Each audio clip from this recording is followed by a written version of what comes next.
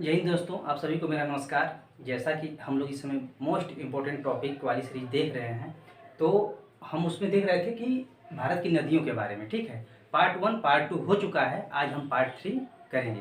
देखिए, पार्ट 1 में हमने बताया था कि सिंधु नदी तंत्र के बारे में बताया था, जो हिमालयी नदियाँ होती हैं उनके बारे में बताया था। तो उसमें सिंधु नदी तंत्र हो गया था, जो प्रमुख नदी थी गंगा जी उनके बारे में हो गया था, और ब्रह्मपुत्र के बारे में हो गया था। हम और भी देखे थे कि जैसे गंगा की कुछ सहायक नदियाँ थी, जैसे उसमें प्रमुख नदी ये यमुना थी। ठीक, अब ब्रह्मपुत्र के बारे में देखें, और ये भी देखें कि ब्रह्मपुत्र को तिब्बत में क्या बोलते हैं, भारत में क्या बोलते हैं, बांग्लादेश में क्या बोलते हैं। गंगा को भारत में क्या बोलते हैं, फिर जब बांग्लादेश में प्रवेश करते हैं तो कहाँ क्या बोलते हैं। उत्तराखंड में जब अलकनंदा और भागीरथी मिलती हैं तो उस समय कहाँ देवप्रयाग में इनको गंगा बोलते हैं। ये सब चीज़ें आपको पढ़ना है और मैं पढ़ा चुका हूँ, तो इन चीज़ों को आप ध्यान से पढ़िएगा।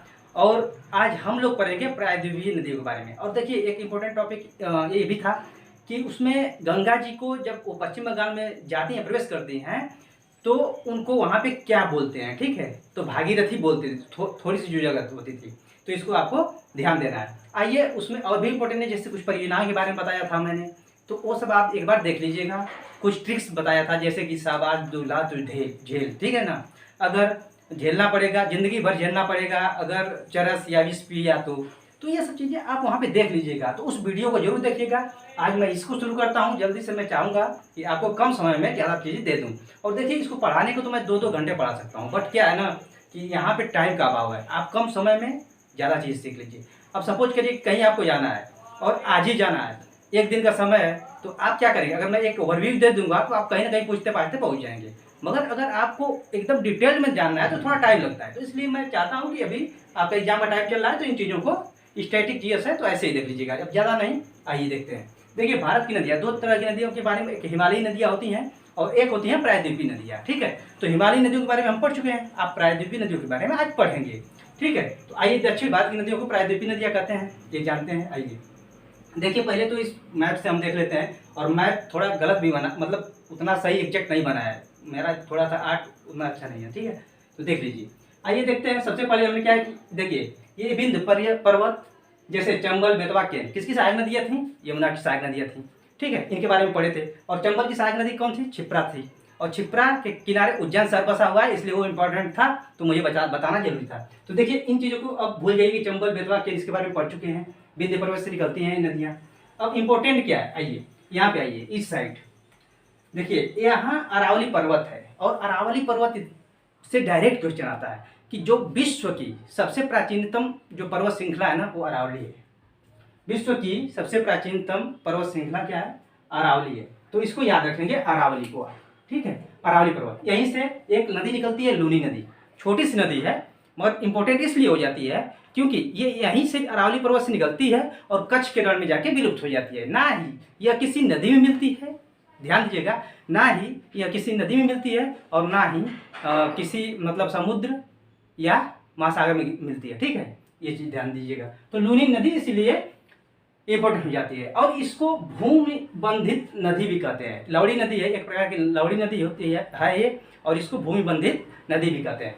तो इसको आप ऐसे पढ़ेंगे ना कि जहाँ से क्वेश्चन आपको आता है वहाँ टू द पॉइंट हम इसको पढ़ रहे हैं। ठीक है, तो आज ये लूनी नदी के बारे में आप जान गए। देखिए, यहीं से अरावली पर्वत से ही एक साबरमती जो नदी है वो निकलती है, और वो आके आपके अरब सागर में, देखिए ये अरब सागर है आपका। ठीक है, ये अरब सागर है, अरब सागर में आके विलुप्त हो जाती है, मिल जाती है। ठीक, अरब सागर में आप साबरमती, और साबरमती को ना सबसे गंदी नदी भी कहा जाता है। साबरमती को सबसे गंदी नदी कहा जाता है। ठीक है, ये ध्यान रखिएगा। अब आइए, एक चीज और मैं आपको उसमें एक ओवरव्यू दिया था कि एक मैकाल पहाड़ी जो है, मैकाल पहाड़ी कहाँ पर है, अमरकंटक एमपी में है। थोड़ा सा मैं तेज बोलता हूँ, जल्दी जल्दी बोलता हूँ, इसीलिए कि जल्दी कवर करा दूँ। ठीक है, थोड़ा सा आपको यहाँ देखने में भी दिक्कत हो सकती है, छोटा छोटा थोड़ा सा लिखता हूँ मैं नहीं चाहता हूँ कि कुछ इंपॉर्टेंट चीज़ें आपकी छूट जाएँ। ठीक, तो आप मेरी बातों को भी सुनिएगा ध्यान से। हो सकता है यहाँ पे ना समझ में आए, मगर मैं बोलूँगा तो समझ में आएगा। तो आइए, मैं देखता हूँ कि मैं इसके बारे में, मैकाल पहाड़ी के बारे में बताया था कि अमरकंटक एमपी में है, ये आता है क्वेश्चन। देखिए, अब यहाँ पे क्या एक क्वेश्चन ये बन जाएगा कि कौन सी ऐसी जगह जहाँ से 3 नदियाँ 3 दिशाओं में निकलती हैं। कौन सी ऐसी जगह है जहाँ से 3 नदियाँ 3 दिशाओं में निकलती हैं, तो आप बताएंगे कि कौन, अमरकंटक। ठीक है, अमरकंटक है, कहाँ पे है, एमपी में, मैकाल की पहाड़ी। ये आपको याद होना चाहिए। अब 3 नदियाँ कौन कौन सी है? एक सोन नदी है, और सोन नदी में बारे में पढ़ा चुका हूँ आपको। सोन नदी इंपॉर्टेंट क्यों है? क्योंकि वो गंगा की सहायक नदी है और दक्षिण से जाके गंगा में मिलती है, तो ये आपको ध्यान देना है, और अमरकंटक से निकलती है। ठीक, एक नदी थी नर्मदा नदी। नर्मदा नदी पश्चिम की तरफ बहते हुए अरब सागर में जाके मिल जाती है। अब देखिए जो नर्मदा नदी है इंपॉर्टेंट क्यों है, आपसे क्वेश्चन आएगा कि ऐसी कौन सी नदियां हैं जो पश्चिम की तरफ बहती, मतलब पश्चिम की तरफ वो बहती हैं, पश्चिम की तरफ। तो आप क्या बताएंगे? नर्मदा और ताप्ती। क्वेश्चन आता है कि 2 नदियों के बारे में बताइए जो पश्चिम की तरफ बहते हुए अरब सागर में मिल जाती हैं, तो आप बताएंगे क्या? नर्मदा और ताप्ती। ठीक, और नर्मदा से ये भी क्वेश्चन आता है, नर्मदा से एक और क्वेश्चन आपको बहुत ही इंपॉर्टेंट मिल जाएगा कि जो रिफ्ट घाटी है, रिफ्ट घाटी से होकर बहने वाली नदी कौन सी है? नर्मदा नदी से एक और क्वेश्चन आपको इंपॉर्टेंट मिलेगा कि रिफ्ट घाटी, उसको द्रोणी भी बोलते हैं, कि रिफ्ट घाटी से कौन सी नदी बहती है होते हुए? तो आप बताएंगे नर्मदा नदी। अच्छा देखिए, अगर नर्मदा नदी ऑप्शन में ना हो, सपोज करिए, तो आप ताप्ती को मारेंगे, क्योंकि ताप्ती भी रिफ्ट घाटी से बहती है, बट ज्यादा इंपॉर्टेंट कौन से है? नर्मदा। ठीक है, तो नर्मदा और ताप्ती को याद रखेंगे, बहुत ही इंपॉर्टेंट नदियां हैं। तो रिफ्ट घाटी से होकर बहने वाली नदी नर्मदा नदी। अगर वो ना हो तब आप ताप्ती मार देंगे। अगर दोनों हो साथ में कि नर्मदा और ताप्ती, तो इसको मारिएगा। ठीक है, यहाँ से इंपॉर्टेंट है। और देखिए नर्मदा और ताप्ती के बारे में एक और इंपॉर्टेंट चीज है कि ये दोनों नदियां पश्चिम की तरफ बहते हुए अरब सागर में तो मिलती हैं, ये एस्चुअरी या ज्वार नद का भी निर्माण करती हैं। अब देखिए, मैं उस दिन बताया था डेल्टा किसे कहते हैं। ठीक है, जैसे सुंदरवन का डेल्टा के बारे में हम लोग पढ़े थे, तो डेल्टा किसे कहते हैं और एस्चुअरी या ज्वार नद किसे कहते हैं? तो हम उस दिन बताए थे कि डेल्टा जब नदियां गाद को लाती हैं और अपने मुहाने पे एक मतलब इकट्ठा कर देती हैं उसको, मतलब और टीले का निर्माण कर देती हैं वहां पे, तो उसको हम क्या बोलते हैं? डेल्टा बोलते हैं। और एस्चुअरी क्या होता है या ज्वार नद क्या होता है? नदियां जो भी गाद लाती हैं ना, डायरेक्ट समुद्र में गिरा देती हैं। ठीक, ऊंचाई से गिराती हैं, समुद्र में गिरा देती हैं, उसे हम एस्चुअरी या ज्वार नद कहते हैं। ये चीज आप देखिए। अब आइए देखिए, यहाँ एक विंध्य पर्वत देख रहे हैं, इसके बारे में बताया था कौन कौन सी नदियां निकली हैं, और इस सतपुरा की पहाड़ी, और सतपुरा की पहाड़ी और विंध्य पर्वत से ही नर्मदा नदी जाती है। इसी को क्या बोलते हैं? रिफ्ट घाटी बोलते हैं, या द्रोण घाटी से जाने वाली नदी कौन सी है? तो ये होती है नर्मदा नदी। अब देखिए, जैसे कि ऐसे कोई भी मतलब पर्वतीय क्षेत्र है, देखिए ये पर्वतीय क्षेत्र ये है, इसी के बीच में जो ये होता है ना, बीच का स्थान, वही होता है द्रोणी या रिफ्ट घाटी। ठीक, तो ये चीज। अब देखिए, ये सतपुरा की पहाड़ी है, ये आपको दिख रहा होगा अजंता की पहाड़ी, अजंता की पहाड़ी। और सतपुरा की पहाड़ी और अजंता के क्वेश्चन आ जाए कि सतपुरा की पहाड़ी और अजंता की पर्वत जो है उसके बीच से कौन सी नदी निकलती है? तो ताप्ती नदी निकलती है। ठीक, और ताप्ती नदी और नर्मदा के बारे में बताया था कि ये पश्चिम की तरफ बहती हैं और अरब सागर में मिल जाती है जाके। ठीक है, अब देखिए, यहाँ से आपका अजंता पर्वत आपने देख लिया, और यहाँ से सतपुड़ा की पहाड़ी देख लिया आपने, विंध्य पर्वत देख लिया, इधर वाले सेक्शन हमने पढ़ लिया। अब आते हैं इसको, अमरकंटक के बारे में हमने बताया था। देखिए, अब अमरकंटक से एक नदी निकलती है, महानदी निकलती है। ठीक है, महानदी निकलती है, इस ज्यादातर उड़ीसा में ही बहती है, और उड़ीसा से होकर फिर उधर आते हुए बंगाल की खाड़ी में गिर जाती है। अब महानदी के बारे में कुछ फैक्ट है, आप उसको जान लीजिए। देखिए, महानदी विश्व का सबसे जो लंबा बांध है ना, विश्व का सबसे लंबा बांध जो हीराकुंड बांध के नाम से प्रसिद्ध है, वो किस नदी पर है? महानदी पर है। ये क्वेश्चन आता है कि विश्व का सबसे लंबा बांध, तो आप बताएंगे हीराकुंड बांध, और किस नदी पर है? महानदी पर है। कहाँ पर है? उड़ीसा में है। ठीक, ये चीज देख लिए आप। और जो महानदी से कुछ क्वेश्चन आते हैं आपके, महानदी से एक क्वेश्चन ज्यादा इंपॉर्टेंट था, बाकी यही देखना है कि ये मैकाल जो पहाड़ी है अमरकंटक, वहां से निकलती है। अब आज ये देखिए, जो ताप्ती नदी है वो कहाँ से निकलती है? ताप्ती नदी देखिए, ये स्थान देख रहे होंगे, ये बैतूल जिला है, एक मुल्ताई नामक स्थान है एक, वहीं पे बैतूल जिला है, वहीं से ये निकलती है आपकी ताप्ती। ताप्ती यहाँ में लिख दिया हूँ, यहाँ से ये यही चीज यहाँ पे लिखा हूँ, बैतूल जिला है एक मुल्ताई नामक स्थान पर, और यहाँ एमपी में है। यहीं से निकलती है ताप्ती, और मतलब अरब सागर में गिर जाती है। तो ये आप देख लिए, महानदी के बारे में आप जानेंगे कि यहाँ से निकलती है, इंपॉर्टेंट है। अब आइए गोदावरी। अब देखिए, गोदावरी बहुत इंपॉर्टेंट है दक्षिण भारत के लिहाज से। ठीक है, गोदावरी बहुत ही इंपॉर्टेंट है दक्षिण भारत के लिहाज से। ठीक, तो आप गोदावरी को ध्यान से पढ़ेंगे। अब देखिए, गोदावरी के बारे में कहाँ से निकलती है? नासिक महाराष्ट्र, एक त्र्यंबक नामक स्थान है, त्र्यंबक नामक स्थान है नासिक महाराष्ट्र में, वहां से गोदावरी निकलती है। गोदावरी निकलती है और ये इधर से मतलब होते हुए आपका कहाँ पे गिर जाती है? बंगाल की खाड़ी में गिर जाती है। और देखिए, इसकी कुछ सहायक नदियां हैं। सहायक नदियां जैसे वैनगंगा और पैनगंगा। देखिए इसको लाने का मेरा उद्देश्य क्या था, सहायक नदियाँ और भी हैं मगर वैनगंगा और पैनगंगा मैं इसीलिए लिख दिया, क्वेश्चन आ जाता है कि गोदावरी की सहायक नदी कौन सी है, ठीक, और उसमें वैनगंगा आ जाएगा चाहे पैनगंगा। अब आप समझे कि गंगा लिखा है इसलिए गंगा को मार देंगे, ऑप्शन रहेगा। तो इसलिए ये ध्यान रहे कि जो वैनगंगा और पैनगंगा है वो गोदावरी की सहायक नदियाँ हैं और इसकी कुल लंबाई 1465 किलोमीटर है। और देखिए इंपॉर्टेंट इसलिए भी है ना कि इसको वृद्ध गंगा या बूढ़ी गंगा के नाम से भी जाना जाता है। क्या जाना जाता है? वृद्ध गंगा या बूढ़ी गंगा के नाम से भी जाना जाता है। और ये दक्षिण भारत की सबसे लंबी नदी है। ये भी देखिए कि दक्षिण भारत की सबसे लंबी नदी है गोदावरी, और इसको बूढ़ी गंगा या वृद्ध गंगा के नाम से जाना जाता है। इसको दक्षिणी गंगा भी कहा जाता है। देखिए इसके कंपेरिजन में जो गंगा जी थी ये दक्षिण में ही है, मगर यहाँ से कुछ एक और कावेरी से भी एक क्वेश्चन आएगा, उसको भी ध्यान दीजिएगा, इसलिए मेरे शब्दों पे ध्यान दीजिए। इसको दक्षिणी गंगा कहते हैं, दक्षिण भारत की गंगा नहीं, दक्षिणी गंगा, ठीक, इसको दक्षिणी गंगा कहते हैं। इसको बूढ़ी या वृद्ध गंगा के नाम से भी जाना जाता है। वहाँ पे लोग बहुत ही ये धार्मिक मतलब दृष्टि से महत्वपूर्ण है ये गोदावरी नदी। तो आप ये देख लीजिए कि नासिक महाराष्ट्र जो त्र्यंबक स्थान है वहां से गोदावरी निकलती है। इसकी सहायक नदी पैनगंगा और वैनगंगा है, बंगाल की खाड़ी में गिर जाती है और ये 1465 किलोमीटर की दूरी है लगभग इसकी, ठीक है। अब देखिए दक्षिण भारत की सबसे लंबी नदी है, मैंने बता दिया। अच्छा एक चीज और, ये जो नासिक महाराष्ट्र है ना, आप जानते हैं कि कुंभ मेला यहाँ भी लगता है। तो ये इंपॉर्टेंट है कि किस नदी के किनारे दक्षिण में दक्षिण भारत में कुंभ का मेला लगता है। तो आप कहेंगे कि जो गोदावरी नदी है उसके किनारे नासिक महाराष्ट्र, ठीक, ये ध्यान दीजिएगा, यहाँ पे लगता है कुंभ मेला, इसलिए इम्पोर्टेंट है। और आप क्या देखेंगे इसमें गोदावरी में ये चीजें होंगी। हाँ एक चीज और देखिए, गोदावरी जो है ना ऐसी नदी है कि जो एस्चुअरी या ज्वारनद और डेल्टा भी बनाती है, यानी कि जो गाद लाती है ना, कुछ तो अपने मुहाने पे इकट्ठा कर देती है और कुछ समुद्र में उड़ेल देती है। तो इसमें एक क्वेश्चन आ सकता है कि दक्षिण भारत में जो एस्चुअरी या ज्वारनद, तो मतलब ये आप कह सकते हैं कि भारत में सबसे ज्यादा ज्वारनद या एस्चुअरी कौन बनाती है, तो आप उसको गोदावरी को कहेंगे, ठीक है, गोदावरी है। अब आ जाइए इसके नीचे है कृष्णा नदी। देखिए बहुत ही गोदावरी, कृष्णा, कावेरी और वैगई। वैगई को नहीं याद रखिएगा फिर भी चल जाएगा, मगर गोदावरी, कृष्णा और कावेरी इधर याद रखना है आपको, और इधर नर्मदा और Tapti, very very most important, ठीक है। कौन कौन? नर्मदा ताप्ती को याद रखना है एकदम, इधर गोदावरी, कृष्णा, कावेरी को, ठीक। तो देखिए मैंने गोदावरी के बारे में बताया, अब कृष्णा के बारे में देख लेते हैं। कृष्णा देखिए महाबलेश्वर महाराष्ट्र से निकलती है। कृष्णा कहाँ से निकलती है? महाबलेश्वर महाराष्ट्र से निकलती है और यह बंगाल खाड़ी में जाके विलुप्त हो जाती है, ठीक है, या मिल जाती है।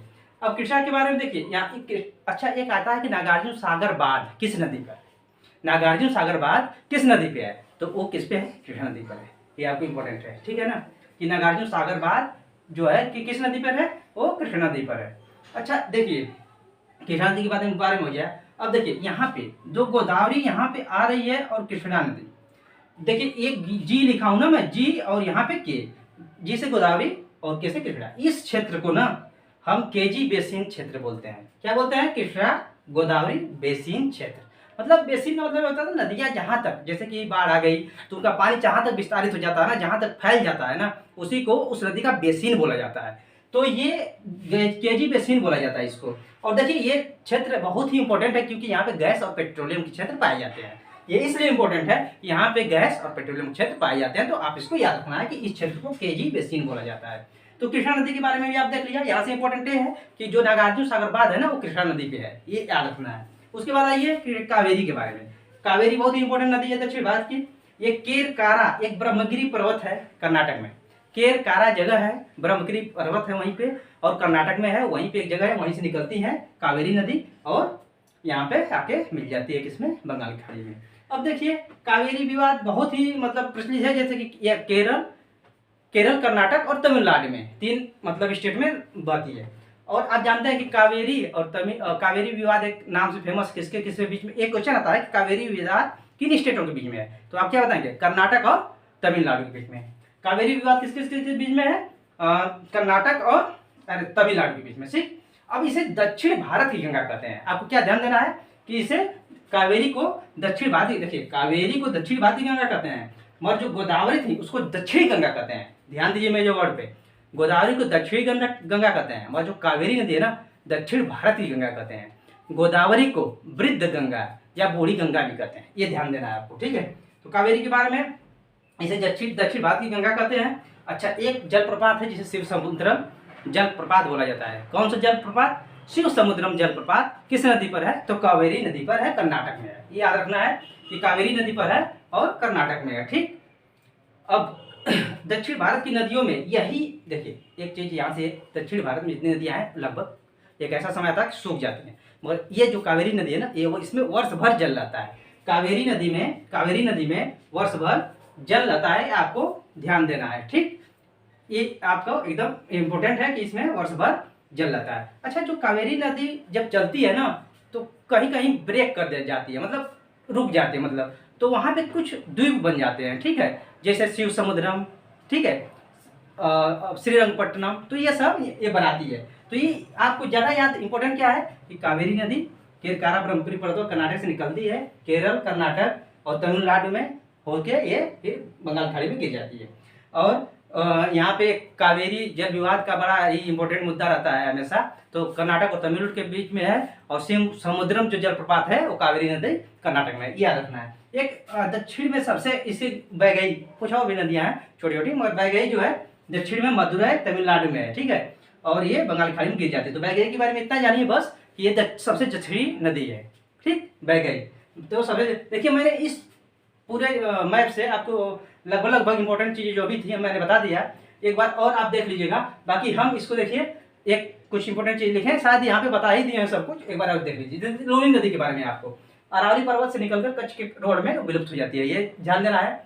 यह लवड़ी नदी है, इसे भूमि बंधित नदी भी कहते हैं, ये इंपॉर्टेंट है। यह क्या है? लवड़ी नदी है और भूमि बंधित नदी कहते हैं। ठीक है, विश्व का सबसे लंबा बांध, देखिए विश्व का सबसे लंबा बांध हीराकुंड उड़ीसा में महानदी पर है, ये आपको ध्यान देना है। सतपुड़ा की पहाड़ी जो है नर्मदा और ताप्ती के बीच में है। सतपुड़ा की, देखिए सतपुड़ा की पहाड़ी कहाँ है? ये नर्मदा नदी है, ये वाली नर्मदा नदी है और ये ताप्ती है, इनके बीच में है सतपुड़ा की पहाड़ी। ठीक है, रिफ्ट घाटी से होकर बहने वाली नदी नर्मदा है। रिफ्ट घाटी से या दौड़ी से होकर बहने वाली नदी नर्मदा है। देखिए रिफ्ट घाटी नर्मदा नदी है, ये विंध्य पर्वत और सतपुड़ा पर्वत की बीच से होकर बह रही है। तो ये कौन सी है? आपकी नर्मदा है। और जब मैं कहा था कि जब अगर नर्मदा न रहे तो आप ताप्ती भी मार सकते हैं, जैसे कि ये है सतपुड़ा की पहाड़ी और अजंता की पहाड़ी से होकर बहती है। उसके बाद धुआंधार या कपिल धारा जलप्रपात नर्मदा नदी पर, जबलपुर एमपी में है। देखिए जब ये नर्मदा नदी एमपी में आती है ना, जबलपुर में, तो वहाँ ऊंचाई से गिरती है, तो वहाँ झरने का निर्माण करती है, उसे ही उसका नाम दिया गया है धुआंधार या कपिल धारा जलप्रपात, जो नर्मदा नदी पर है। और कहाँ पर है? जबलपुर एमपी में। एक क्वेश्चन आता है, इसलिए इसको मैं जोर दे रहा हूँ, आपको याद रखना है। अब देखिए गोदावरी के बारे में कहा जाता है कि दक्षिण भारत की सबसे लंबी नदी, यहाँ कुंभ का मेला भी लगता है। ठीक है, उसके बाद जैसे दक्षिणी गंगा, बूढ़ी गंगा या वृद्ध गंगा भी कहते हैं, ये पॉइंट आपको याद होने चाहिए। यह भारत का सबसे बड़ा एस्चुअरी या ज्वारनद बनाती है, उसको मैं बताया था वहीं पे कि ये डेल्टा भी बनाती है और एस्चुअरी या ज्वारनद भी बनाती है। मगर भारत की बात आएगी ना कि भारत की सबसे बड़ा एस्चुअरी या ज्वारनद कौन बनाती है, तो आपको गोदावरी को मानना है। ठीक, नागार्जुन सागर बांध कृष्णा नदी पर है। सबसे प्रदूषित नदी साबरमती, मैं बता दिया था यहाँ पे कि जो साबरमती है सबसे प्रदूषित नदी है।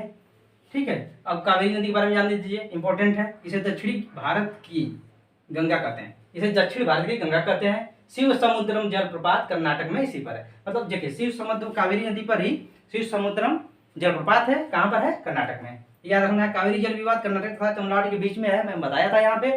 दक्षिण भारत की नदियों में यही एक नदी है जिसमें वर्ष भर जल रहता है। ठीक, ये चीजें याद रखना है। वैगई के बारे में एक चीज है कि भारत की दक्षिणी नदी है ये। ठीक है ना, तो ये सब चीजें बता दिया। और यहाँ पे आपको क्या याद रखना है? देखिए नर्मदा ताप्ती को एकदम इंपॉर्टेंट है, याद रखना है। नर्मदा ताप्ती, साबरमती भी याद रखना है, नूली नदी भी याद रखना है। छोटे छोटे पॉइंट है, आप याद रखिए। इधर से देखिए गोदावरी, कृष्णा, कावेरी, और वैगई को नहीं, गोदावरी, कृष्णा, कावेरी। ठीक, और ये मुल्ताई स्थान जो है इसको, तो ये सब चीजें ना, जैसे सोन नदी है दक्षिण से मिलती है गंगा में जाके, ये सब चीजें इतनी इंपॉर्टेंट है कि आप इसको अगर याद कर लिए ना भाई, तो और भी चीजें इससे बहुत सारी जुड़ी हैं, मगर इतना तो आपको याद होना ही चाहिए। तो अगर आगे आप और चाहते हैं कि इसको पढ़ें तो आप इसको देखिएगा, मगर ये चीजें तो याद करना ही पड़ेगा। आगे भी आप पढ़ते रहिए, कोई दिक्कत नहीं है, मगर इतना आप जरूर पढ़ के जाइए एग्जाम में। और जिसका अभी एग्जाम है हाल ही में, वो तो इसको एकदम मनन करके देख लेंगे। ठीक है, तो धन्यवाद। और आप एक बार स्क्रीनशॉट ले लीजिएगा इसका, और मैं अभी और नेक्स्ट में देखता हूँ कि कौन सा टॉपिक लाना है। अभी आपका नदी कंप्लीट हो गया, इसमें 3 पार्ट आए हैं, बहुत ही इंपॉर्टेंट आए हैं। तो पहला, दूसरा, तीसरा पार्ट जरूर देखिएगा। इस पार्ट को देखने से पहले आपको पहला और दूसरा पार्ट देखना चाहिए। धन्यवाद।